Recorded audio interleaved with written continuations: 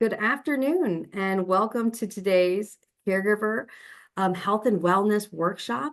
My name is Allegra Jaffe, and I am the supervisor of the Family Caregiver Support Service Unit at the Fairfax Area Agency on Aging.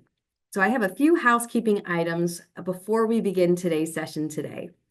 So today's presentation is being recorded, and a link to the recording of the session will be sent to all the registrants within a week.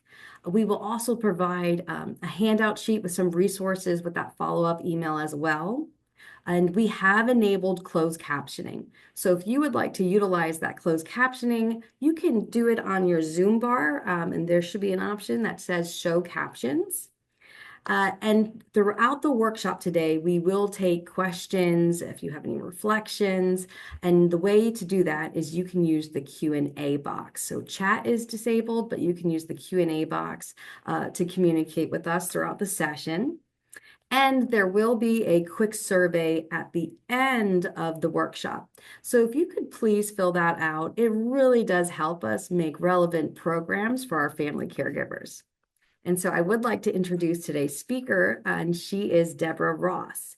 Deborah Ross, LPC, retired from the private practice psychotherapy to focus on teaching journaling in healthcare, meditation, and community settings.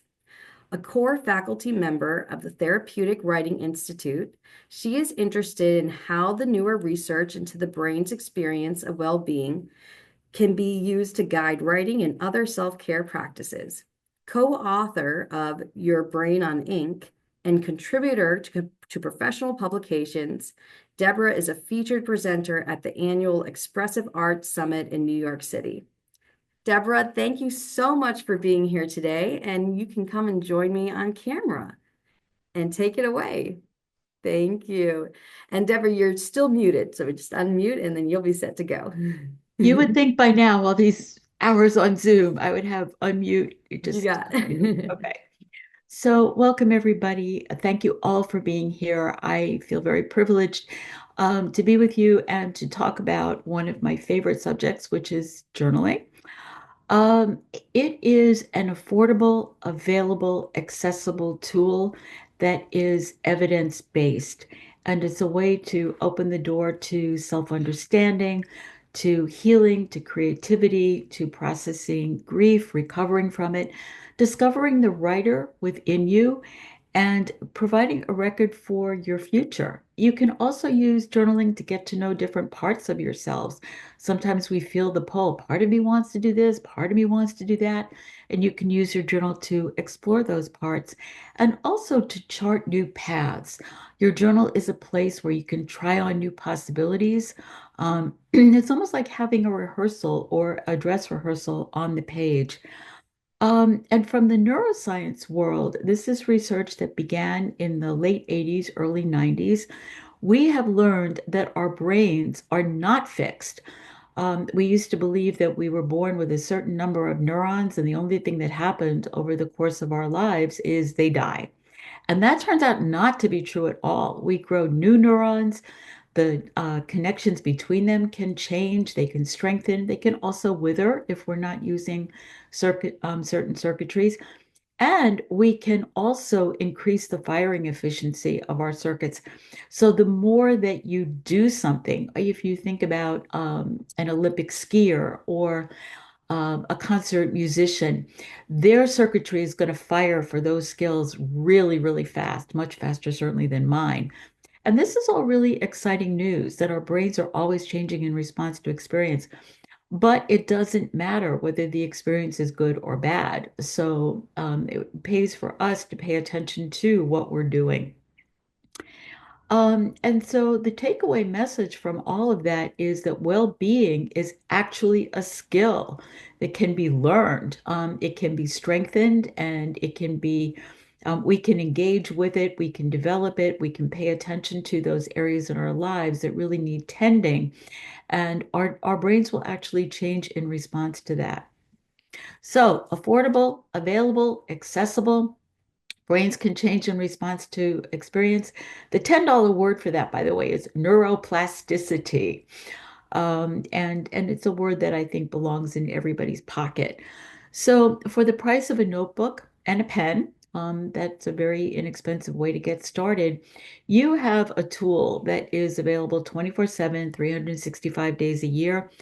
And I think most important, it greets you kindly with whatever you want to put on the page. I mean, I know that I have, friends that I can call at 3 o'clock in the morning if there's, something really troubling, but they're likely to greet me with, "What's wrong? Is everything okay?"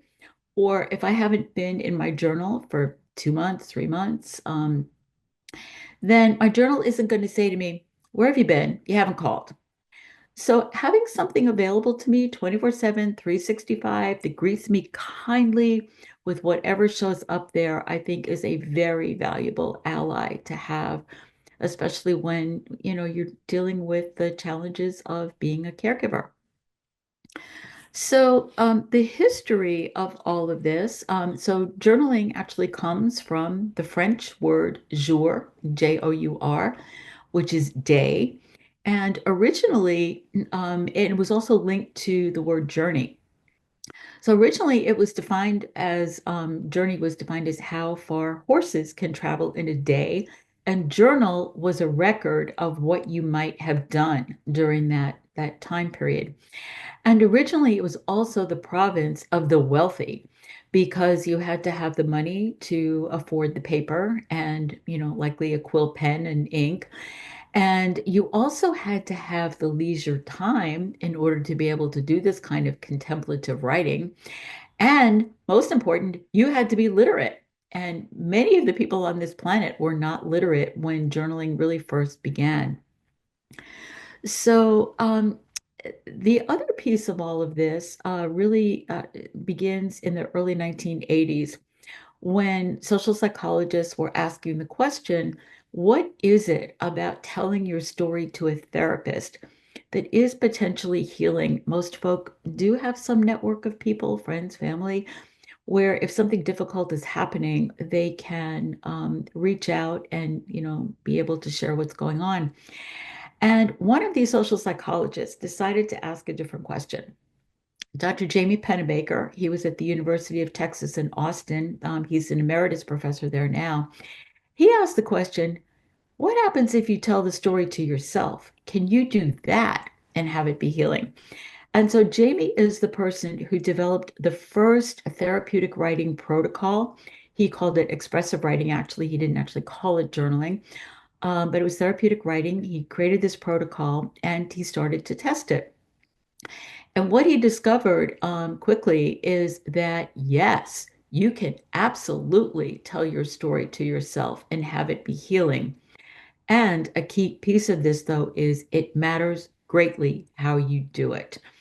And one of the things that the neuroscience, which really began, again in the late 80s, early 90s, was able to explain is why, what's happening in your brain, that Jamie's response was, yes, it matters greatly how you do it. So, a key piece of the process is what meaning are you making of what's happening? So usually what happens is people often come to a journal when they're in great pain. And so they often rage on the page. That's what we call it, raging on the page. And then close the book, assuming that having gotten it out of their head, down their arm, through their hand, onto the page is sufficient. Well, it turns out it's necessary, but it's not sufficient. A key component of how well your journal can be a companion as you navigate depends on the meaning that you're making of what you are writing about. And there is a second step to journaling that I'm going to talk about in a little while. And there really are no rules for journaling at all, except this one piece, which is, I don't know that I would label it a rule, but I would say that your journaling will have much, much, much greater impact if you do this additional step. And the additional step actually has a formal name. It's called a reflection right. And if part of how I think about this is, um, and your brains love metaphors, by the way. They love them. They love the efficiency of a metaphor. So you might want to think about what metaphors are guiding your journey as a caregiver. What metaphors might be guiding your journey as a journal writer? So I think about compost. And you take, I don't know, the grass clippings, the carrot scrapings, eggshells, whatever, and you want to compost them. And so you have this kind of pile of garbage, as it were. And then there is this compost process, which is a natural process, it's an organic process, it's a transformative process, and it leaves you with a pile of sometimes people call it black gold that can now nourish something. But it's really important that that compost be used to nourish. And that's what's going to have to happen in your journal is these learnings, these things that you're exploring, how are you going to take those and nourish yourself or nourish others? Living according to your values and your purposes, not this big Technicolor Dolby sound purpose that you find out there, but all the internal purposes that you live by day in and day out from the moment you wake up until the moment you go to bed. So it's not just about transforming things, just hurling it onto the page. It's taking what those learnings are, being reflective about them, and figuring out how you're going to bring them forward. What will you nourish with those learnings, including hopefully yourself? Um, Materials, an important consideration. Anything at all. Some people journal on napkins. Some people journal in notebooks. Some people journal in binders. Some people buy, I guess for lack of a better term, fancier books. You might find it in a museum gift shop. I found some really good ones at garden centers, as a matter of fact. It really can be anything. But one thing, and this is neuroscience again, one thing to pay attention to is what is your association with what you've picked? So, for example, if you pick a notebook and school was a difficult, troubling, challenging place for you, why would you pick something to journal in where you are already bringing a negative association to the table? So, for example, I have no trouble with spiral bound notebooks. Great, fine, not a problem. But I had a very, very difficult year one year in elementary school, and that was the year we used those black and white composition books. I will never journal in a black and white composition book unless for some reason I want to process what happened in third grade that year. But there is really no point in bringing an association with you that isn't a positive association. So think about it in terms of, do I want this notebook to actually be a companion for me during the time that I'm journaling? The question of paper, lined paper or unlined paper. Your call, and I think people can play with this. I notice, for example, sometimes in the cancer center where I teach, people who are newly diagnosed, who feel like there's a lot of chaos in their lives, they appreciate the lines. They appreciate that boundary. They appreciate some small measure of containment on the page with the lines. Other people, if they're feeling like their life is really actually pretty tight, pretty rigidly prescribed for a period of time, they actually prefer the freedom of an unlined page. And you can go back and forth. You don't have to have one journal. You can have multiple journals, and they can serve different purposes. So think about lined paper, unlined paper. Some people really like the paper that looks like a little dotted grid. I happen to be a knitter, so I see dotted grid and I think I'm going to be knitting. It's a knitting pattern that's going to be in there. So I don't usually write in those little dotted grids, but it's because I have that association with knitting and I'm not picking up pen, I'm picking up the needles. So play with these kinds of things. One advantage to online paper or having a journal with online paper is lots of people, when the words are not coming, they prefer to collage. They do very, very simple, basic collages. They doodle, they draw. Some people learned something called Zentangle, and that's something else that you can do in a journal. The other thing is, it's important to tell yourself that your truth, whatever that happens to be in a journal, but sometimes it can be really hard to go there. So I think of the line of poetry, it comes from Emily Dickinson, which is tell the truth, but tell it slant. And I think about that in terms of something like if you're entering the ocean and you want to maybe get into some deeper water, you're hoping to swim, play, explore, whatever, and the waves are coming at you. If you stand there and take them full on, you may be knocked over. Whereas if you angle a little bit and you enter the water on an angle, maybe jump the wave a little bit, you will be able likely to get into that deeper water.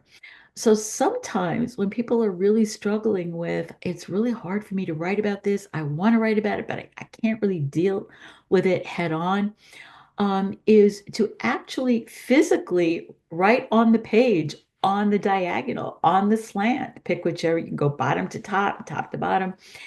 And being on online paper facilitates that process a little bit more. You don't have the distraction of the lines.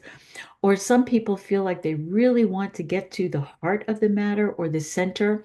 So they actually write in a spiral and then end their writing in the center of the page. And I just find it a little bit easier to do that on online paper, but lined paper will allow you to do this. Deborah, a quick question came through, which was, what was the Zen thing called again? Oh, it's called Zentangle, Zentangle.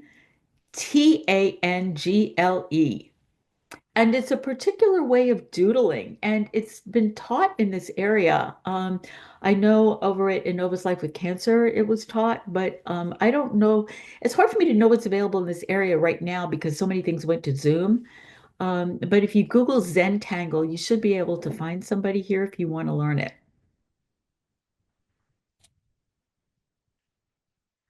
Um, your pen.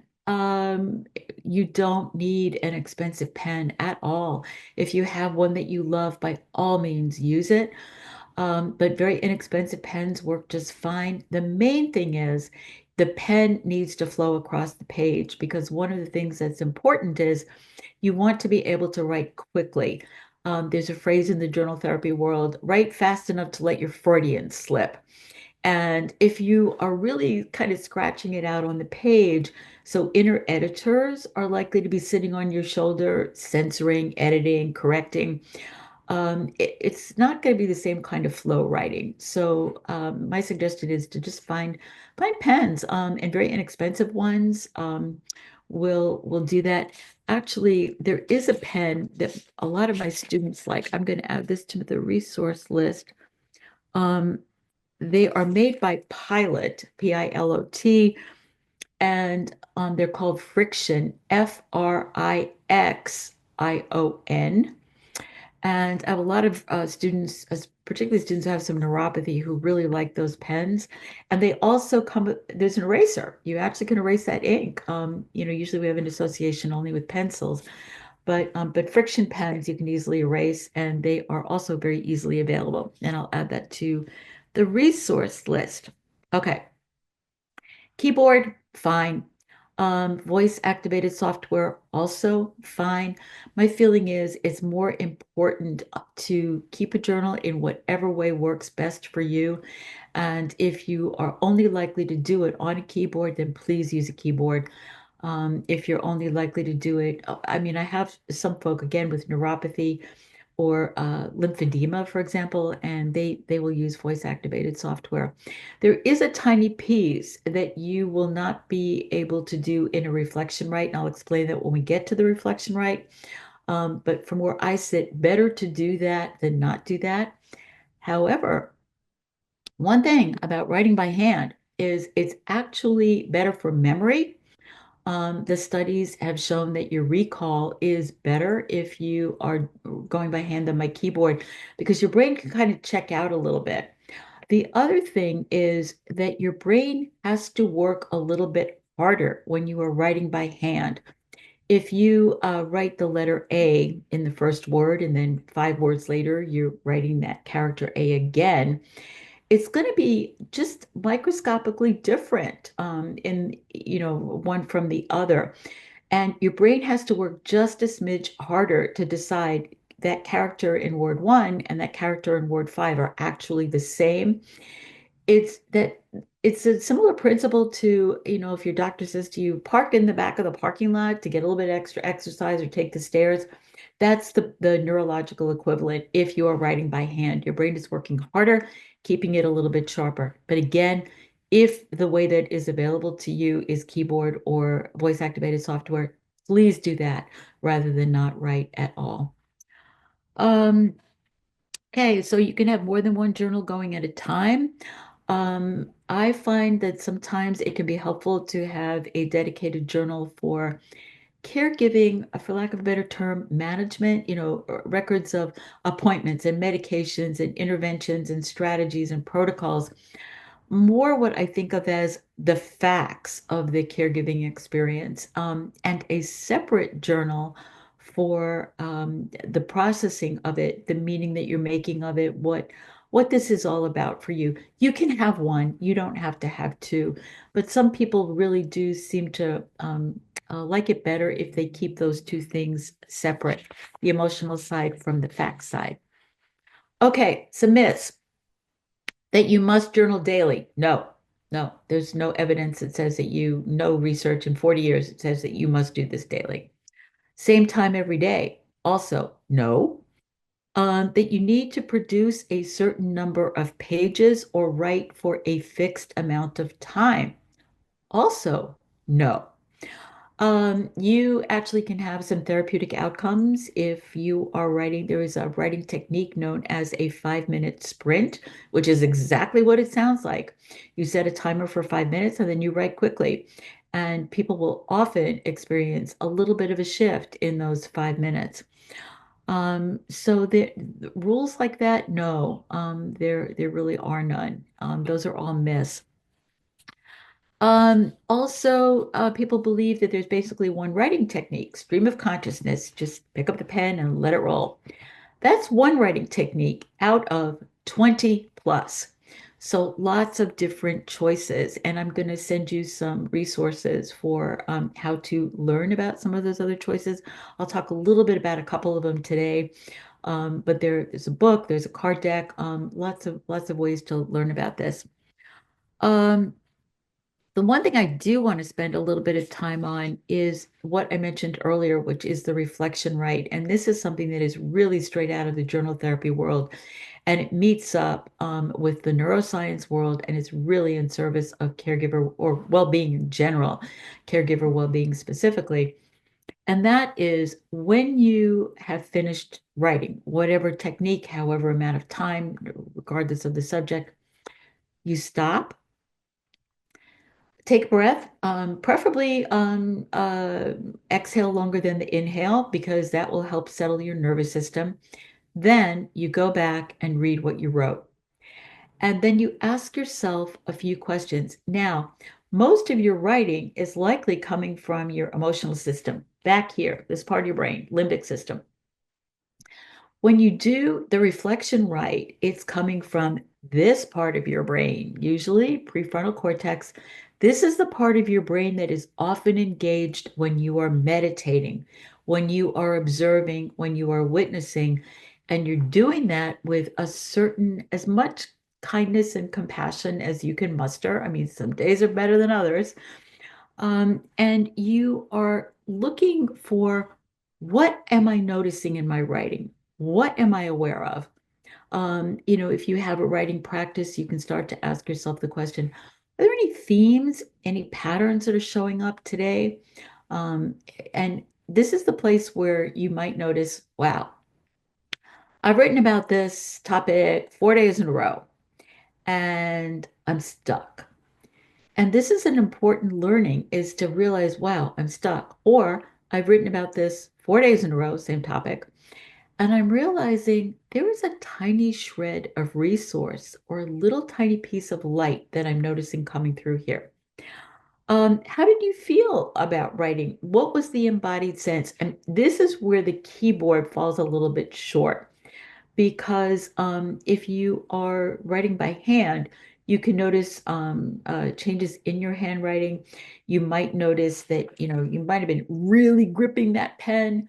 But then at some point in your writing, actually the grip loosened a little bit, and this is important information.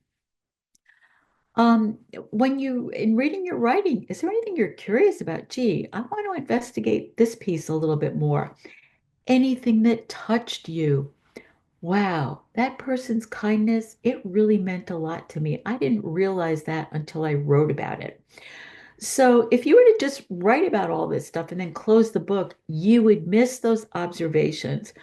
You would miss those reflections. You would miss that witnessing. And potentially, you might miss some paths of action that might be open to you.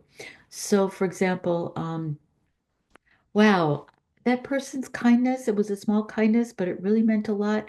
I think I'm going to send that person a text or an email or, whatever you want to do. Or I want to remember just to say thank you. I did, but it wasn't a strong thank you. And this really meant a lot to me. So I'm going to say a bigger thank you. Um, if you are recording, then what you would do is you would just notice the changes in your voice, and they will be there often. And that's something that you can add to it. So again, I mean, there really are not rules in journaling. It's you engage with the page in a way that's meaningful for you. But if you want to get the most out of it, then you will do that reflection right. And there was actually a study happened a few summers ago where they had two groups of people, and it was a very well done study, good controls, all of that kind of scientific stuff. And everybody was going through separation and divorce, and they encouraged people in one group, to process the separation and divorce on the page, basically let it rip. The other group, which was the control group, they said, just please write about your day. And they were not encouraged to particularly process anything emotional. And the researchers assumed that the group that would fare better was the group that was told to let it rip. They didn't. They fared worse, considerably worse, because there was no reflection right here. And all they did was strengthen the neural circuitry around the pain and the anger of the separation and divorce. So they made it stronger in the same way if you go to the gym or you do some sort of exercise and you want to get stronger, you repeat what you're doing or you use more muscle. And that was what was happening in their brains. They were dropping from wanting to process into rumination. And the reflection right will help you catch when you are dropping into rumination, when you're really obsessing about something. And it's important to just put a pause here and note what's happening and then figure out, you know what, I'm going to head in a slightly different direction tomorrow or the next time I pick up the pen. Um, the other thing too, to know, this is also from the neuroscience world and the world of well-being, is that your brain is like Velcro for negative experiences and Teflon for positive. And that's a survival adaptation. Your brain still is operating as if it is thousands of years ago, and its job is still to keep you alive. It's to keep you on the planet. That's it. Quality of life, okay, great, that's fine. Icing on the cake, gravy, but that is not it's the brain's job is quality of life. The brain's job is keeping you alive and on the planet. And therefore, what it really needs to do is learn quickly from negative experiences. So, hence that phrase, Velcro for negative and Teflon for positive, which means, and by the way, if you've had a negative experience, something difficult, troubling, your brain puts it in short-term memory storage and then fast tracks it into long-term storage. If you've had something really positive, and it can just be absolutely blazingly positive, your brain is still going to put it in a different short-term memory bank, and it's going to slow walk it into longer-term storage. And there are lots of possibilities for it to get derailed or left on a spur track or something like that. And if you've ever seen express trains or local trains, this is really the difference. So the idea of installing positive experiences, it's not about keeping a ledger book. It's not about, oh, look at the bright side, count your blessings, silver linings. No, that's not what this is about. This is understanding that your brain is bringing to the table a negativity bias. The question that it's asking itself really is, am I going to have lunch today or am I going to be lunch? And that goes all the way back all those thousands of years. And you better not get that question wrong. So it's going to fast track negative experiences, slow walk positive, which means that you're not making up these positive experiences. You're not looking to distract yourself or create this ledger or I got to look for the silver lining. You're just simply looking to pay attention to experiences that are already here, that actually are positive, and you write about them in your journal in addition to all of the difficult, challenging stuff, because that your journal, as I said, will hold everything. Um, and I'm going to talk about gratitude journals a little bit at the end. What I'm talking about now is actually not a gratitude journal. Gratitude journals are actually not usually done very well, and I'll explain why. This particular kind of writing technique is really known as a captured moment. And whenever you do a captured moment, you want to write with as much sensory experience as possible. So if you had a really lovely meal with somebody, you enjoyed the company, it was a great outing, it was a great break, and you were to write about it, then you would be writing about what you saw, your senses, what you heard, what you might have smelled, tasted, if you were outside, the quality of air on your skin, and writing about that in your journal too. And you would also do a reflection write and look for, why was this meaningful?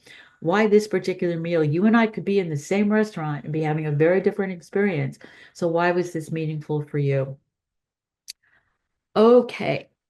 So, getting started, I think that it's really important before I start my journal to take 3 long deep breaths, exhale longer than the inhale. That settles your nervous system. And it also is a cue that you're about to shift out of gear of whatever it was that you were doing before, and you're about to engage with the page. I suggest that people date the page so that you know where you are. There was a period of time I was not putting the year in because I don't know why, but I just assumed I figured it out. And then I went back in to look for something and I was like, was that 2014, 18? I don't know. So date the page. Write quickly so that you are not editing or overthinking. Sometimes I feel like I have this little person perched on my shoulder with a red marker going to town on my writing who doesn't have a chance to pick up that red marker and start, behaving like the comma queen if I am writing quickly. So, but do write naturally, whatever it is that's working for you in terms of the materials that you use, and putting down on the page what's meaningful for you. Okay, so um, one entry level technique, which I mentioned just briefly before, is called a 5 minute sprint. And you set the timer for 5 minutes. If all you have is five, I mean, really, literally, that's all you got is 5 minutes, then I would set the timer for 3 or 4 and then leave that extra minute for the reflection, right? And then you just put down on the page whatever you feel like you need to put down on the page in that moment, writing quickly. The sprint part of this is actually really important. Sometimes we don't even know where to begin. I mean, things are just so overwhelming. So one of the questions, this actually comes from the meditation world, is say to yourself, how is the weather inside me right now? How's the weather inside me? And then just see what emerges on the page. A lot of my writing groups really like that question because they are surprised. They will, sometimes it's, oh, it's sunny. Actually, no, it might be sunny now, but those clouds are rolling in. I can feel the wind pick up. Or, I may be in the middle of the storm, but I know the storm is going to clear out. I mean, it goes both ways. So, I would just set a timer, phone, whatever. Some people just use like a 3 minute egg timer. And then they just go ahead and start writing. And then when the timer goes off, if you have more time or you want to continue, by all means, you don't have to stop. But the only commitment that you've made is say 3 to 4 minutes plus reflection, right? Um, Establishing a writing habit. No, you don't have to write every day. It can help when you're first getting started to do something most days. And because our brains love metaphors, they love the efficiency of it. They love thinking about it that way. I have people who keep your journal private. Wherever you keep it, that's private is where it needs to be. But maybe keep your pen or favorite pen. Somebody I know keeps it by their phone charger because they want to bundle the concept of writing recharges me. So they already have a habit of charging their phone, and so they put the pen there. Oh, that's a cue. Writing recharges. I'm gonna go write. Somebody else keeps the pen. They've got a spice rack, and they just put the pen there as a cue for wow, nourishment, creativity. Somebody else keeps a pen in the bathroom, kind of by the tub or shower. I'm going to wash away the day in my journal. So look for metaphors that might support it. From the neuroscience world, it's called habit stacking. It's taking advantage of something you already do and then adding this new thing into it so you don't have to start from scratch. Um, let's see. Uh, what I would also like to do is give you an opportunity to do a writing exercise. It's a little hard for me to explain, so I wanted to show you what it looks like. There is a writing technique called a cluster in the journal therapy world. I'm sorry, in the business world, it's called a mind map. And basically, what you do is you draw a circle in the small circle in the center of the page. So here's a very, very simple cluster, and yours won't look like this. So you draw a small circle in the center of the page, and you put something in the center of that circle that is meaningful, relevant, important to you. You can just write journal in there if you want to explore what journaling is going to be like. You could write caregiver, and you have an opportunity to explore the dimensions of the role. One of my colleagues at the beginning of pandemic lockdown, she started doing clusters before she went to sleep. And I said to Nance, so how's this going? I mean, is this revenue up? She said, no, actually, it's working very well because um, you are only writing a word or a very short phrase in these little bubbles that you're creating. And so she said that you're not creating a lot of story. There isn't a lot of opportunity to use your words to rev you up. It almost becomes like a mind dump on the page. Now everything is safely in the parking lot, and if there is an aspect of the cluster that you want to expand on, then you can certainly do that. And she does it the next day.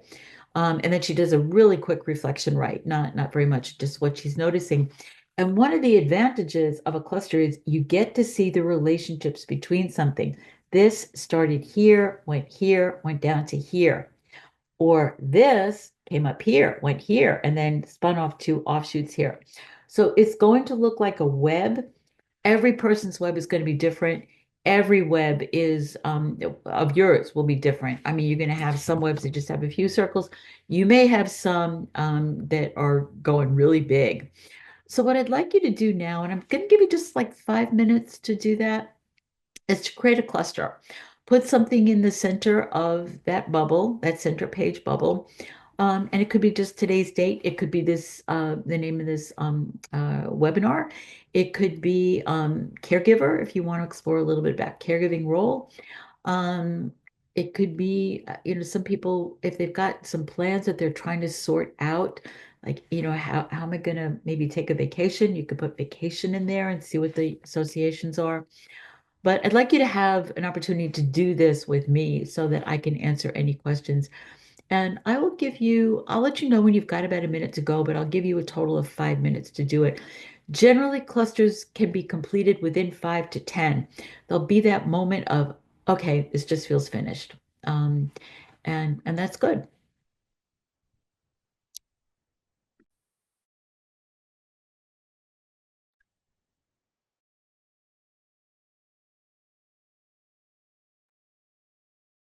And Deborah, I know folks are going to be working on that, but we did get a question that came in about, do you have any books that you recommend that we can use to practice mind map? I am in that resource. I am going to give the names of a number of different books. And there's actually one book that is dedicated to that. And I will make a note to myself to add that one too. Thank you so much.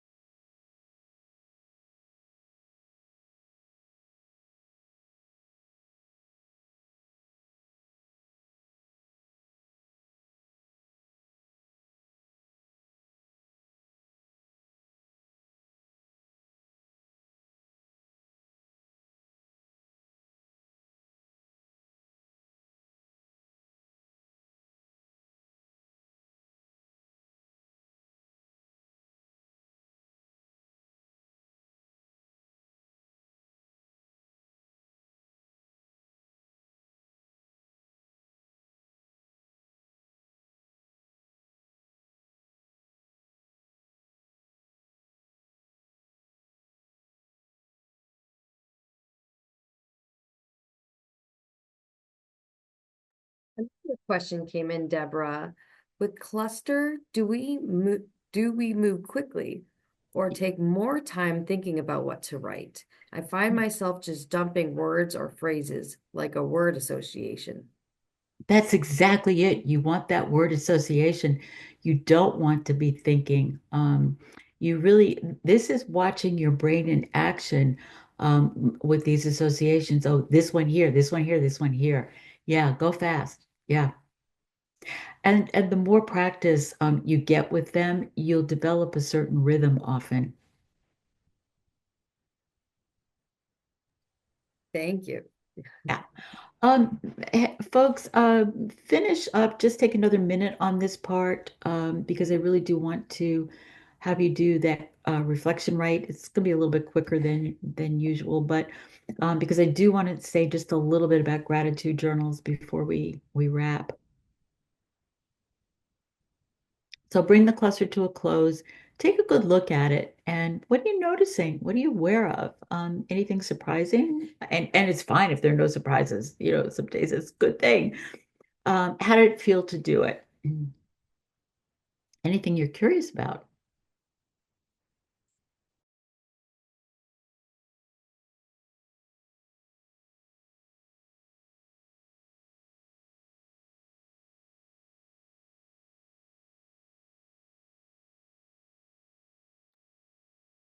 No, for me, Deborah, I was did it too in the background, and I just realized how much is on my mind. I think and how much is going on right now. Exactly. It's like taking attendance. Yeah, and there's multiple subjects that came up, so multiple topics. And the beauty of it too, though, is that it's all now safely in a parking lot. And you can choose if you want to focus on a certain aspect of it, either right after you do the cluster or at another time. But now you get to see how it's mapped out.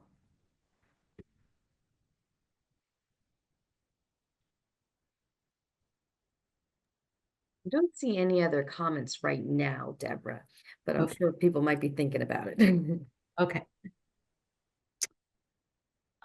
So I'd like you to start to bring the reflection to a close.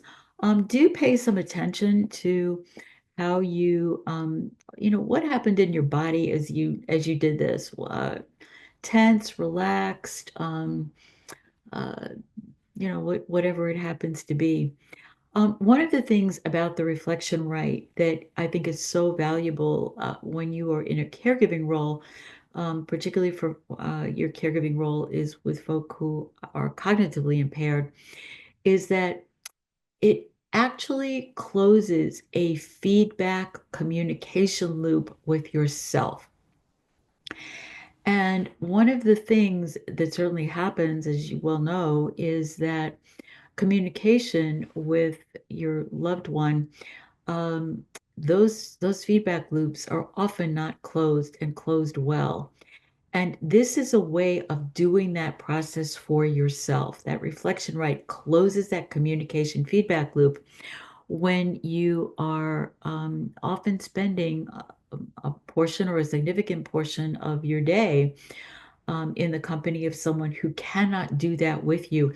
And our brains are primed that we do that with each other. We actually have something called mirror neurons, where we go back and forth regulating with one another. And obviously, it's very distressful when the person that you are trying to regulate with is no longer regulatable with. And this is one way of doing this process for yourself and contributes to a lot of well-being. So, gratitude journals. Oh, People have been, Deborah, sorry, I just wanted to let you know, someone else just wanted to mention that I've used mind mapping for years and found my clusters lead to other clusters. yes, I actually do know somebody who has butcher block paper up on the wall and just keeps on rolling it in service of all of those clusters. But thank you. So gratitude journals came on the scene, some years ago, and they've been very, very heavily promoted, and they really can be quite a gift to oneself. However, in my experience, especially as we've learned more from the neuroscience world, the cueing of how to do them has really not been optimal. And then what happens is people do it, and then they don't get the results they want, and then they sort of feel kind of bad about themselves. This isn't working for me. I wonder why not. Well, the first piece to consider is this. Your brain does not register the absence of a negative as a positive. And so what did you just say? So the gist of this is much of the time people are writing in gratitude journals, I'm grateful that I didn't have an argument with somebody today, or I'm grateful that the conversation was not tense, or I'm grateful that there weren't any outbursts today, or I'm grateful that my back didn't hurt as much today, or the doctor wasn't dismissive today. But notice how all these gratitudes are phrased as the absence of a negative. Your brain does not register that as a positive at all. Because of its negativity bias, that Velcro thing, it's grabbing all of those negative words, dismissive, argue, pain, that kind of thing, storing that and throwing out the qualifiers. So, if you want to be focused on these kinds of things, then it's important to flip it, and flip it into something that is purely positive. I'm grateful that the doctor answered all my questions today. I'm grateful that I had a pleasant interaction with somebody today. I'm grateful that I was able to move about with ease today. Whatever it happens to be, but please start tracking that. And this is a place where your reflection right, if you've been creating these lists, your reflection right can certainly pick up when you've swung into absence of a negative. And then this is one place where I wouldn't necessarily cross it out and edit. I would do a separate list and then flip it into the purely positive. But as long as you're doing absence of a negative, neurologically, no gratitude is happening. That's the first piece. Second piece, and this is even newer research, is that your brain really likes gratitudes where you had no agency. It's something serendipitous. So, for example, uh, I used to teach some journaling workshops to college students, and they would often, they'd start out, I'm grateful I didn't fail that test. And then they'd flip it into, I'm grateful I passed the course, or maybe I'm grateful I got an A on this test or an A on this paper. And that's an example where the person had agency, they had control, they made this thing happen. And that should be a captured moment. That should be one of those things where you are celebrating that achievement. You are just talking about in your journal how good it felt to get that A, to pass that course, whatever it happens to be. Gratitude is something like, I'm grateful that my teacher placed me in that particular study group. So the person didn't select it themselves. And those folk were fabulous. We really supported each other. We cheered each other. We worked hard together. So that's more of a situation where the placement in the group was something the person had no control over. And what your brain loves, two biggies, are moments of awe where you serendipitously came upon, whether it's the rainbow.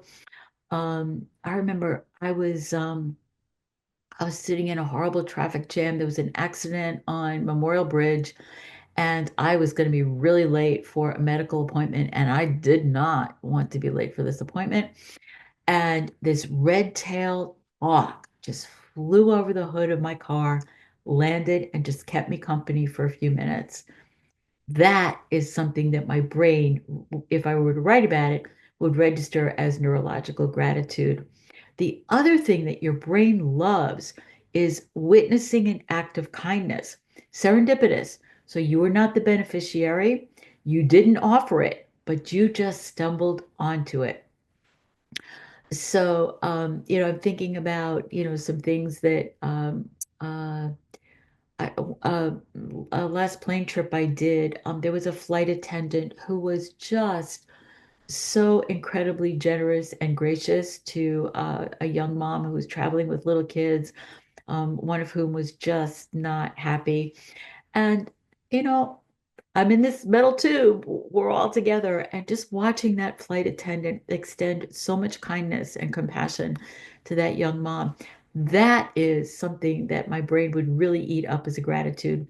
The other thing is, if you're going to keep a gratitude list, the guy who wrote the book on awe, and I will add that to my list. He's a world expert.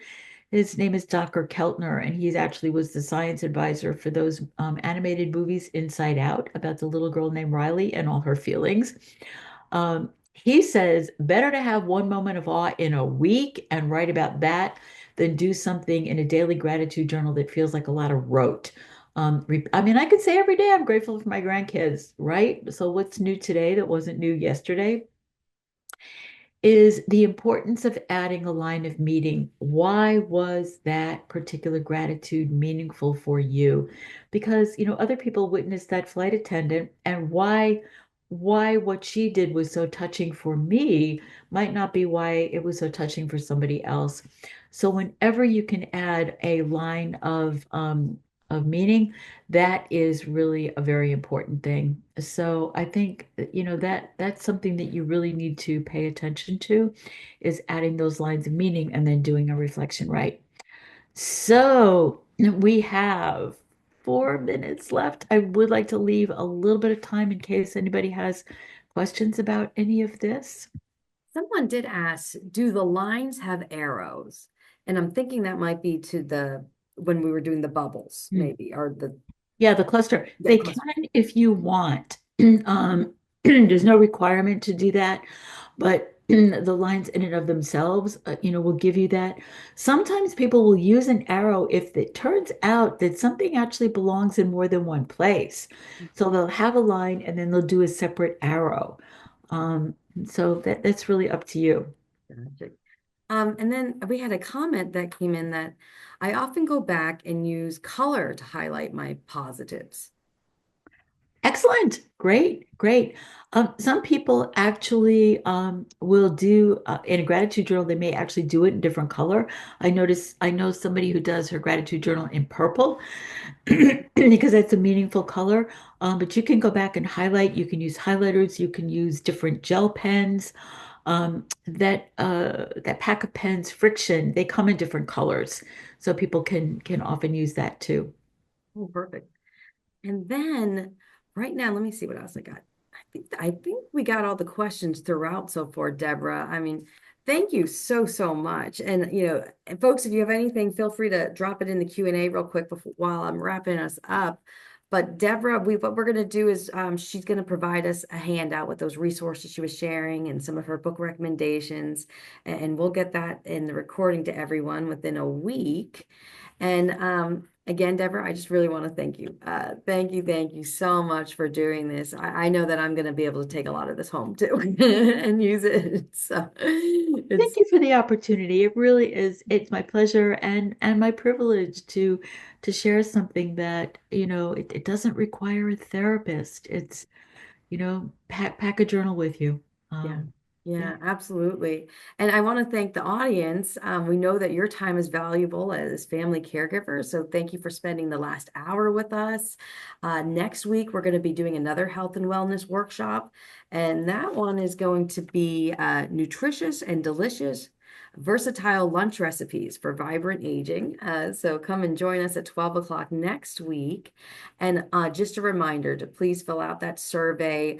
We really do want to know what you're interested in so we can continue to make programs that are relevant for our family caregivers. And that's all I have for us today. Thank you so much again, Deborah. Thank you, thank you. And I hope everyone has a terrific day. Take care.